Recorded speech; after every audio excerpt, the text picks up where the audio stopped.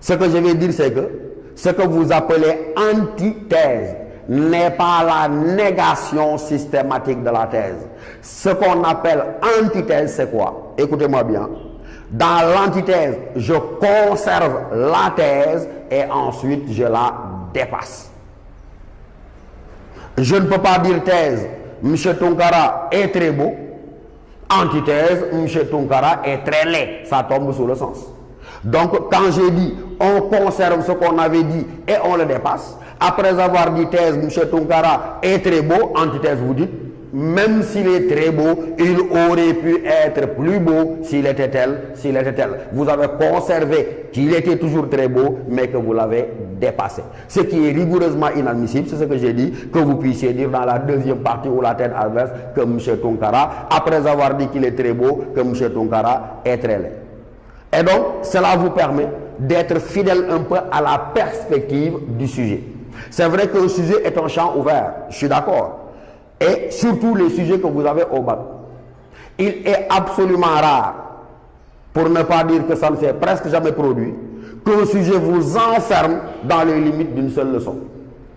C'est pourquoi la consigne que je vous donne, ne partez jamais du cahier de cours vers le sujet, mais partez toujours du sujet vers le cahier de cours et vous voyez vous-même la différence. Celui qui part du cahier de cours vers le sujet, c'est celui qui se dit lan mo génn. Lan mo génn, ça veut dire mais à quoi ou à quelle leçon se rapporte le sujet. C'est la meilleure manière de faire hors sujet, de passer à côté de ce qu'on vous demande. Parce que généralement, le sujet qu'on vous donne au bac est un sujet de synthèse qui peut nécessiter que les arguments j'aille les chercher de qu'est-ce que la philosophie jusqu'à l'esthétique. C'est pourquoi j'ai dit, on ne part pas du cahier de cours vers le sujet, mais on part du sujet, de sa lecture, de sa compréhension, pour aller chercher les moyens de l'argumenter dans le cahier de cours. Et cela permet non seulement de ne pas faire hors sujet, mais cela permet de délimiter le champ à l'intérieur duquel peut s'inscrire notre argumentation.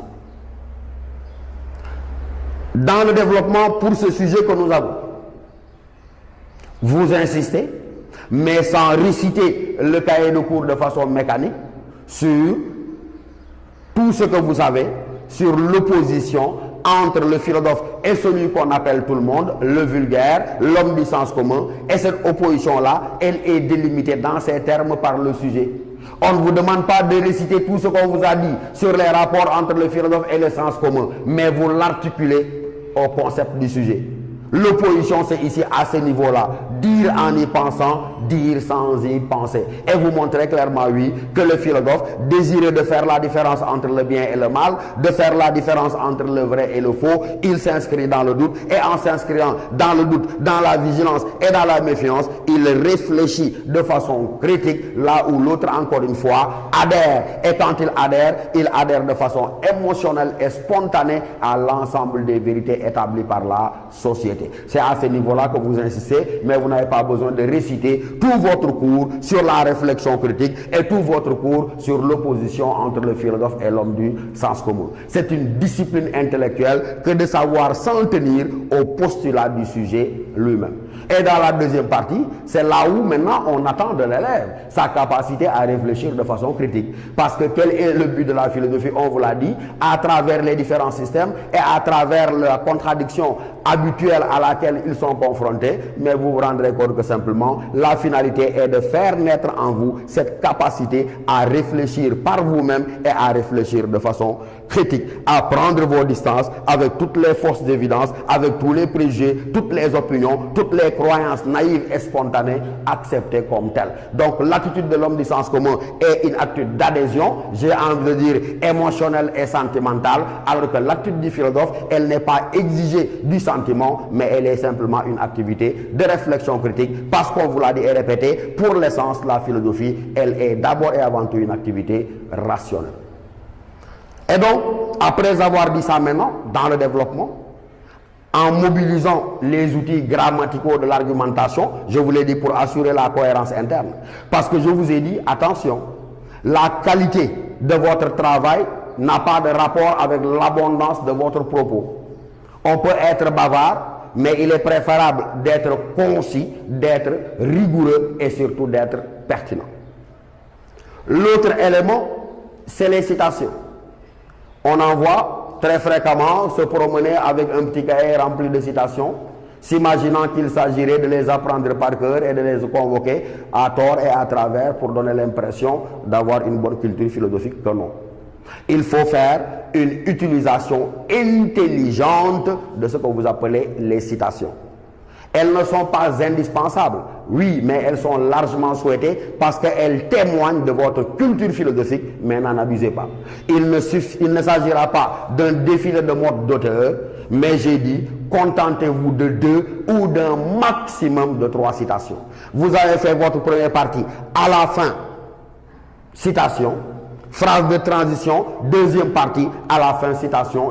Donc j'ai dit, maximum 2 ou 3 citations suffiront à éclairer. Pourquoi vous le savez? Parce qu'on vous l'a dit, la philosophie est d'abord et avant tout un effort de réflexion, mais de réflexion personnelle. Et donc il ne faudrait pas abuser de ces citations-là. Il ne faudrait pas également les forcer. Elles devraient naturellement venir d'elles-mêmes parce qu'elles s'imposent au moment où vous êtes en train de vouloir les convoquer. L'autre élément important, c'est de veiller à l'équilibre des parties. Je conviens avec vous qu'on a forcément plus d'idées ici que là-bas, mais vous verrez vous-même, et vous êtes d'accord avec moi, qu'il serait absolument inélégant d'avoir 3 pages pour la première partie et 2 pages pour la deuxième partie, ou 1 page pour la deuxième partie. Donc même s'il ne peut pas y avoir de proportion absolue, veillez autant que possible à équilibrer les différentes parties. Et ensuite, comme je l'ai dit, non seulement je m'appuie sur les outils grammaticaux de l'argumentation, mais également je dois faire en sorte que les transitions puissent être assurées. Parce que ce sont les transitions qui permettent au correcteur de surveiller la progression de mon argumentation. Lorsque une copie est bien présentée, le correcteur qui a 400 ou 500 copies, il ne se fatigue pas parce qu'il surveille les phrases de transition et ça lui permet de voir la progression de votre propre raisonnement. Vous pouvez déjà faire une synthèse partielle à la fin du développement. Mais n'oubliez pas que dans la conclusion maintenant, qui est la dernière étape, vous allez avoir 3 parties fondamentales dans la conclusion. La première partie, c'est le résumé, le bilan ou la synthèse des différentes articulations de développement. Et la deuxième partie obligatoire, c'est le moment par lequel vous prenez position. Ça veut dire quoi? Que vous répondez à la question posée par le sujet. Parce que dans tous les cas, on vous a dit qu'en pensez-vous, ou bien on vous a posé une question directe. Je ne réponds ni dans l'introduction, je ne trahis pas de réponse non plus dans le développement, mais ce n'est qu'au niveau de la conclusion que je prends position. La troisième chose que vous avez apprise depuis très longtemps, elle est facultative, c'est le fait d'ouvrir le sujet à 2 autres perspectives. Mais retenez-le, 2 étapes contraignantes dans la conclusion. D'abord, la synthèse, le bilan des différentes articulations de développement et ensuite la prise de position en évitant bien sûr la première personne du singulier. Ne dites pas moi je pense, mais dites de notre point de vue, à notre avis et donnez votre position donc par rapport à la question. Voilà donc les exigences minimales auxquelles vous devez être astreint lorsqu'il s'agit du travail de dissertation philosophique. Je crois que vous avez retenu l'essentiel de mon propos, à savoir que accorder une place extrêmement importante à la lecture, à la relecture et à la compréhension du sujet. L'introduction, de grâce, vous l'écrivez entièrement au brouillon. C'est le premier contact entre vous et le correcteur et donnez-lui envie, je dis bien, de continuer à vous lire. Vous savez bien ce que je dis. Quand je dis donnez-lui envie au correcteur de continuer à vous lire, ça veut dire que si vous commencez par écrire philosophie PHY et à aligner les fautes dans la première phrase, il vous lit, mais quelque part la note est déjà donnée dans son esprit. Donc ça veut dire quoi? Travaillez, retravaillez votre introduction en sorte que, encore une fois, elle donne la promesse d'un développement et d'une conclusion conséquente. C'est pourquoi donc il faut lui accorder toute l'importance. Et je vous ai dit, dans cette introduction, il y a une étape fondamentale à laquelle le correcteur attache la plus grande importance, c'est l'étape de la problématisation. Ça veut dire quoi? Il part du principe que, comme je vous l'ai dit au début de mon propos, philosopher, c'est être capable de voir la difficulté, de voir l'ombre dans ce qui paraît être évident, l'ombre dans ce qui paraît être de la lumière. Et donc c'est à partir du moment où vous aurez montré clairement le problème posé que véritablement vous vous êtes donné les moyens presque d'avoir une bonne dissertation. On pourrait multiplier les sujets. Parce que c'est cette étape-là qui est importante. Et généralement, la difficulté prend la forme peut-être d'une contradiction. Un autre sujet, déjà sorti au bac, juste pour qu'ensemble, on s'habitue à voir la difficulté et à réussir notre problématisation. Le sujet dit, un acte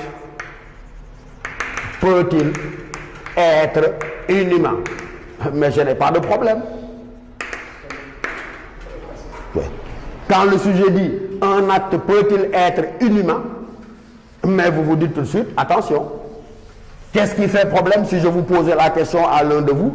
Je crois que n'importe lequel d'entre vous mais pourrait tout de suite me dire, Michel, il y a problème. Il y a problème à demander, mais un acte peut-il être inhumain? Et où se trouve le problème? C'est évident. Il est dans la contradiction qu'il y a. Le problème, disais-je, est dans la contradiction qu'il y a entre un acte et un humain. Parce qu'en principe, un acte posé par l'homme devrait-il être inhumain, mais un acte posé par l'homme, on devrait en dire qu'il est humain. Et donc le problème, c'est de se demander comment un acte posé par l'homme peut-il en même temps non pas être humain, mais être inhumain. Et vous voyez déjà. Travaillons toujours sur un autre sujet sorti au bac. On vous dit, toujours pour nous aider à nous familiariser avec la mise en évidence du problème, on nous dit le rationnel est-il le critère?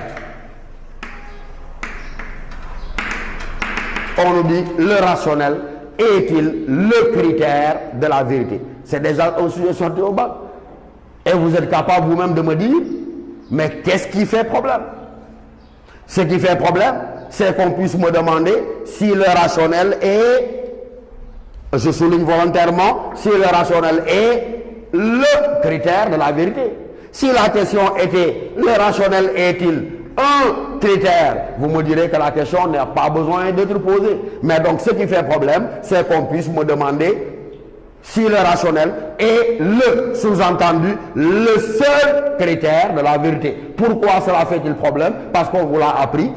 Le rationnel, dans rationnel, nous avions ratio en latin qui signifie la raison. Et donc, ce qui est rationnel, c'est ce qui est établi par la raison. Or, on vous a dit, dans le cours sur philosophie et religion, sur philosophie et mythe, sur philosophie et magie, qu'il y a des vérités autres que rationnelles. Ça veut dire quoi? Il y a des vérités qui ne sont pas de l'ordre du rationnel. Et s'il y a des vérités autres que rationnelles, comment le rationnel pourrait-il être le seul critère de la vérité? On pourra multiplier les exemples. Prenons-en un dernier. Bac 2013, peut-être, si je me souviens bien. Le sujet disait, vouloir la certitude, n'est-ce pas tuer la philosophie? Voilà ce que disait le sujet. Mes chers élèves, si on fait le même travail, dites-moi où se trouve la difficulté. Vouloir la certitude, n'est-ce pas tuer la philosophie? Qu'est-ce qui fait problème? C'est évident. C'est qu'il y a deux notions contradictoires, et ces deux notions ici, mais on vous l'a déjà dit et vous le savez, c'est la notion de certitude et c'est la notion de philosophie. On vous a tous répété à s'inquiéter ce mot de Bertrand Russell, vous vous en souvenez? La valeur de la philosophie, disait Bertrand Russell, doit surtout résider dans son caractère incertain. Et si la philosophie donc baigne dans une incertitude permanente du fait de l'impossibilité pour elle d'apporter des réponses définitives à ces questions-là, tout le monde sait donc que le jour où la philosophie se fera certitude, elle cessera d'être philosophie. Donc la difficulté, comment demander si la certitude ne tuerait pas la philosophie, si on sait que par essence et par définition, la philosophie, elle se veut incertaine parce que n'admettant jamais de réponse définitive.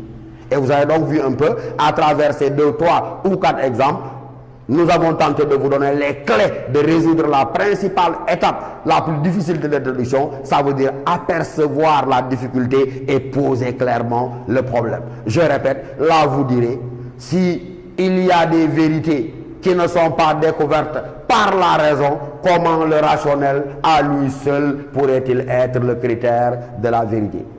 Le sujet qui disait un acte peut-il être inhumain, vous dites la même chose. Si, comment un acte posé par l'homme releverait-il non pas de l'humain, mais de l'inhumain, etc., etc. Et quand vous serez habitué à vous répéter et à vous exercer autour de cela, vous serez parfaitement apte à apercevoir la difficulté et à vous donner les moyens d'avoir une très bonne dissertation. Parce que contrairement à beaucoup de préjugés, la dissertation n'est pas une épreuve impossible.